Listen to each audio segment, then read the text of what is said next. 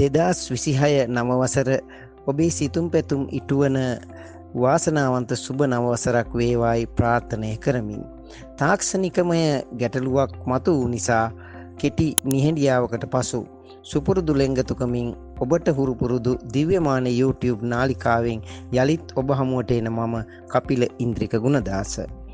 ඉතින් මම අද ඔබ හමුවට එන්නේ 2026 වර්ෂය ඔබට ඇති කරන සුබ අසුබ ප්‍රතිඵල සවිස්තරාත්මකව අරගෙන.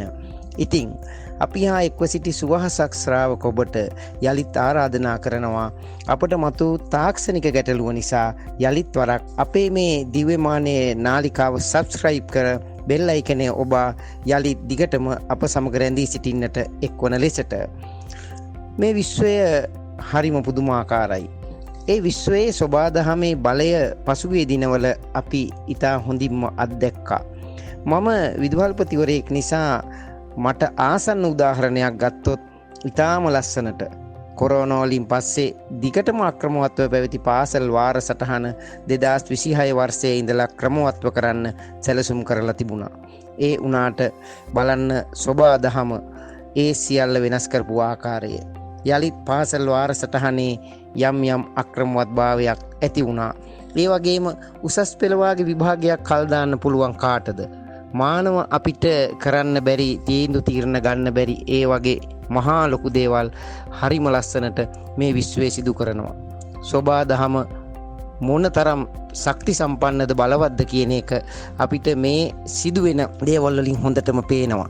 මම මේ ගත්තේ ඊටාම සරල පුංචි උදාහරණ දෙකක්. උණු ජීවිත හානි, දේපල හානි වාගේ දේවල් මොහොතකින් අපි නොසිතන ආකාරයට අපේ ජීවිතයට වෙන මේ විපත් දිහා බලනකොට ඇත්තටම මේ විශ්වය මහා බල සම්පන්න බව වගේම එවන් වූ කිසියම් නොපෙනෙන බලවේගයක් විසින් අපේ ජීවිත හසුරවනවා, මෙහෙවනවා, අපේ ජීවිතේ පැවැත්ම තීරණය කරනවා කියන එක අපිට හොඳටම පැහැදිලි.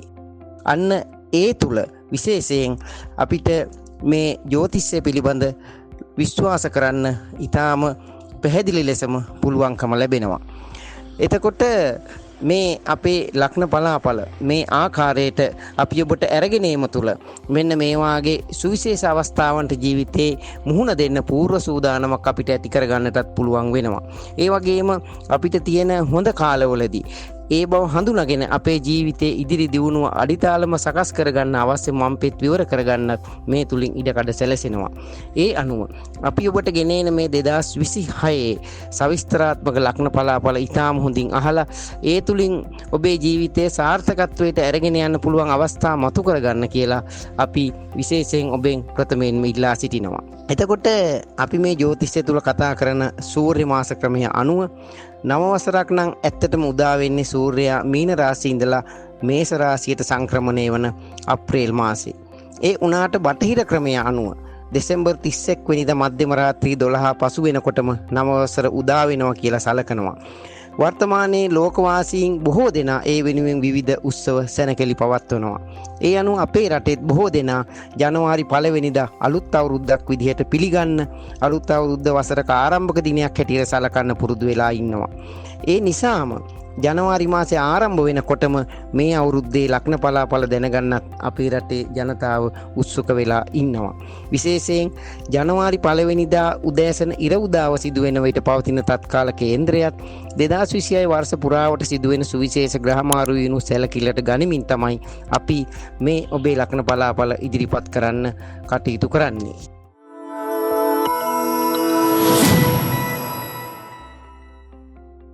ජනවාරි මාසය මේ විදිහට ආරම්භ වෙනකොට අලුත් අවුරුද්ද ආරම්භ වෙනකොට වෘෂභ ලග්නෙහි ඔබේ රවි බුධ කුජ සිකුරු කියන ග්‍රහයින් 4 දෙනාම 8 වෙන්නේ පිහිටනවා. මෙන්න මේ ග්‍රහ යෝගයත් එක්ක විපරීත රාජයෝග දෙකක් ඔබට නිර්මාණය වෙනවා. බුධ ආදිත්‍ය යෝගය ඔබට නිර්මාණය වෙනවා. විශේෂයෙන් සෙනසුරු 11 වෙන්නේ මේ වර්ෂය තුල ඉන්න එකත් වර්ෂයේ මුල් මාස 5 තුල ඔබේ ගුරු දෙවැන්නේ ගමන් කරන එකත් ඔබේ ආර්ථිකයේ පැත්තෙන් ඉතාමත්ම සුබදායක තත්ත්වයක්. මොකද ඔබේ ගුරු 11 වෙන්නාධිපති හැටියට තමයි දෙවෙන්නේ ඉන්නේ. මෙන්න මේක ධනේ පැත්තෙන් ඉතාමත්ම සුබ පිහිටීමක් බවට පත් වෙනවා.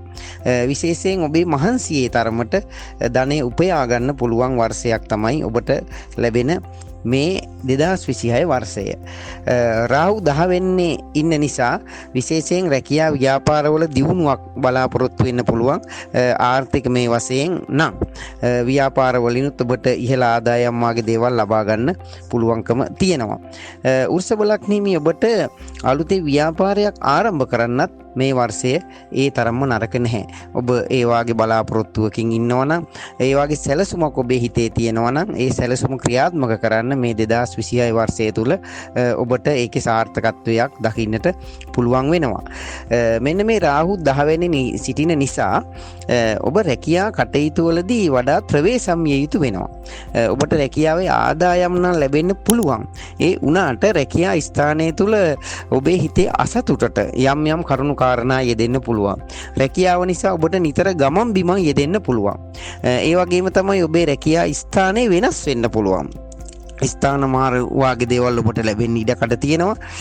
මෙන්න මේවා ඔබට ටිකක් මනසට පීඩාකාරී ආකාරයට තමයි මේ වෙනස් වීම ඇති වෙන්න පුළුවන් වෙන්නේ. ඔබේ ආයතන ප්‍රධානීන්ගේ අප්‍රසාදේ වාගේ දේවල්, ඒගොල්ලෝ එක්ක යම් යම් මත ගැටුම් ආරවුල් ඇති වෙන්න පුළුවන්. රැකියා ස්ථානය තුල ඇති වෙන මේ ගැටලුවදී ඔබේ ඉවසීම ටිකක් අඩු වෙන්න පුළුවන්. ඒ නිසා ඒ ආරවුල් තව වැඩි වෙන්න පුළුවන්. මෙන්න මේවා නිසා ඔබ ඔබේ රැකියා කටයුතු වලදී වඩාත් ප්‍රවේශමෙන්, වඩාත් ඉවසීමෙන්, වඩාත් කල්පනාවෙන්, බොහොම සංයමකින් යුතුව මේ වර්ෂය තුල කටයුතු කරන්නට වෙනවා. ඊළඟට ඔබේ ගෙදර දොර පරිසරය ගැන බලනකොටත් යම් යම් මානසික පීඩාවන් ඔබේ ගෙදර දොර තුලදී ඔබට ඇති වෙන්න ඉඩකඩ තියෙනවා. ඔබ ටිකක් ගෙදර ඉන්න අකමැති වෙන්න පුළුවන්. මේ කාලය තුලදී අපි අර මුලිනුත් කිව්වා වගේ රැකියාව හෝ එහෙම නැත්නම් ගෙදර දොර ඇති වෙන යම් යම් කරුණු කාරණා වෙනුවෙන් ඔබට ටිකක් ඇවිදිලි වැඩි වෙන්නට මේ 2026 වර්ෂය තුලදී හොඳටම ඉඩකඩ තියෙනවා. ඒ වගේම අපි ඒවා ටිකක් ධනාත්මක පැත්තෙන් ගත්තට පස්සේ ඔබට සංචාර වාගේ දේවල් ලැබෙන්න පුළුවන්. ඒ වගේම විදේශ ගමන් ලැබෙන්න පුළුවන්කම තියෙනවා. ඔබේ විදේශ ගමන් බලාපොරොත්තු වෙමත් මේ වර්ෂය තුලදී ඔබට බොහෝ දුරට සාර්ථක කරගන්නට හැකියාව ලැබෙනවා. ඔබ ටිකක් පවුලේ අය එක්ක කටයුතු කරනකොට බොහොම ප්‍රවේශමෙන් කටයුතු කරන්න ඕනේ වසරක්. මොකද ඔබේ සහෝදරයන්, ඒ වගේම ඔබ ඇසුරු කරන මිතුරන් වාගේ අය එක්ක අමනාපකම් ඇති වෙන්නට පුළුවන්. පවුලේ අය එක්ක වුණත් යම් යම් අවස්ථාවලදී ඔබ මත ගැටුම් වාගේ දේවල් ඇති කරගන්න පුළුවන් නිසා ඒ වගේ ටිකක් කල්පනාවෙන් ඔබ කටයුතු කරන්නට ඕනි. ඒ වගේම තමයි විශේෂයෙන් මේ වර්ෂය තුලදී ඔබට ඔය භූත දෝෂ වාගේ දේවල්, එහෙම නැත්නම් නොපෙනෙන බලවේගවල යම් යම් ආකර්ෂණයන් ලැබෙන්න පුළුවන්. ඔබට මේ වර්ෂය තුල විවාහ මංගල යෝජනා නම් ලැබෙනවා. විශේෂයෙන් අවිවාහක අයගේ විවාහ බලාපොරොත්තු සඵල කරගන්න පුළුවන් වසරක් විදිහට තමයි 2026 වසර වෘෂභ ලග්නෙහි ඔබ ගැන අපට කියන්න පුළුවන් වෙන්නේ. හැබැයි විශේෂයෙන් මෙන්න මේ ඔබට ලැබෙන මංගල යෝජනාවලදී ඔබ වඩාත්ම විමසිලිමත් ආකාරයට ඒව ගැන හොඳට හොයලා බලලා තීරණ ගන්නට ඕනේ. ඔබේ සමාජ සම්බන්ධතා මේ වර්ෂය තුල ගොඩක් වැඩි වෙන වසරක් වෙනවා. හැබැයි මේ හවුල් කටයුතු වලදී ඔබ බොහොම ප්‍රවේශමෙන් කල්පනාවෙන් කටයුතු කරන්නට ඕනේ. ඊටාම බුද්ධිමත්ව තීරණ ගන්න ඕනේ. මොකද මම එහෙම කියන්නේ මේ වර්ෂයේදී ඔබට නොගැලපෙන අය හම්බ වෙන්න තියෙන ඉඩකඩ වැඩි. ඒ නිසා විශේෂයෙන් විවාහ කටයුතු වලදී තීරණ ගන්නකොට බොහොම කල්පනාවෙන් තීරණ ගන්න කියලා කිව්වේ. ඒ නිසා ඔබට නොගැලපෙන සහකරුවන් පෙම්වතියන් මේ වර්ෂය තුල හමු වෙන්න පුළුවන්. එහෙම වුණොත් ඔබට ජීවිතේම දුක් කරදර වලට මුහුණ පාන්න වෙන්න පුළුවන්. ඒ වාගේ වැරදි තීරණයක් යම් අවස්ථාවකදී ගත්තොත්. හවුල් ව්‍යාපාර කටයුතු වලදීත් එහෙමයි. ඔබට ඒ අය හම්බ වෙනවා. සම්බන්ධතාව වැඩි වෙනවා. හැබැයි ඔබ බුද්ධිමත් වෙන්න ඕනේ. ඒ අය ඔබට අවංකවම හිතවත්ව ලං වෙන අයද කියලා තෝරා බේරාගෙන ඔවුන් එක ගමනක් යන්න තීරණය කරන්න කලින්. ඒ වගේම පෞල් ජීවිතවල ලොකු ගැටලු ඇති වෙන්නේ නැහැ. ඔබට සාමාන්‍ය තත්වයෙන් ඔබේ විවාහ ජීවිතයේ මේ වර්ෂය තුල අරගෙන යන්න පුළුවන් වෙනවා. දරුපල වාගේ බලාපොරොත්තු තියෙන වෘෂභ ලග්න හිමියන්ට ඔබේ බලාපොරොත්තු මේ වර්ෂය තුල ඉටු කරගන්න පුළුවන් වෙනවා. වාහනයක් මිලදී ගන්න හිමත් ඔබ තුල බලාපොරොත්තුවක් තිබුණා නම් ඒවත් ඉටු කරගන්න ඉඩකඩ ලැබෙන වර්ෂයක් තමයි මේ වර්ෂය. ඔබේ ශරීර සෞඛ්‍ය පැත්තෙන් බලනකොට සෙම් රෝග වාගේ දේවල් ඔබට ඇති වෙන්න පුළුවන්. දත් රෝග, ඇස් රෝග වාගේ දේවල් ඇති වෙන්න පුළුවන්. පපුවේ දැවිල්ල වාගේ රෝග, අර්සස් වාගේ උෂ්ණ රෝග, උදරාබාධ වාගේ දේවල්, විශේෂයෙන් ඔය රුධිරය සම්බන්ධ රෝග, මුත්‍රා සම්බන්ධ රෝග වාගේ දේවල් ඇති වෙන්න පුළුවන්. අපි කියන මේ හැම රෝගයක්ම ඔබට ඇති වෙන්නේ නැහැ. නමුත් මේ ග්‍රහ බලපෑම සහ ඒ ග්‍රහයන් අපේ ශරීරයට කාරකත්වයේ දරන ස්ථාන අනුව මේ වර්ෂය තුලදී ඔබට ඇතිවිය හැකි රෝග පීඩාවන් තමයි අපි කියන්නේ. මේවයි යම් යම් අංශවල රෝග ඇතිවීම ඉඩකඩ තියෙන නිසා ඒ ගැන ඔබට එතකොට සැලකිලිමත්ව ඉන්නට පුළුවන්කම ලැබෙනවා. විශේෂයෙන් ඔබ විදුලියෙන් වාගේ දේවල් වලිනුත් ප්‍රවේශමෙන් කටයුතු කරන්න ඕන වසරක් මේ වසර. එතකොට මේ වසරේ බදාදා සිකුරාදා ඉරිදා වාගේ දවස් ඔබට සුබදායක දවස්. ඔබට සුබ අංකය තමයි 6. සුදු පාට සහ ක්‍රීම් පාට ඔබට මේ වර්ෂයේ සුබ වර්ණ බවට පත් වෙනවා.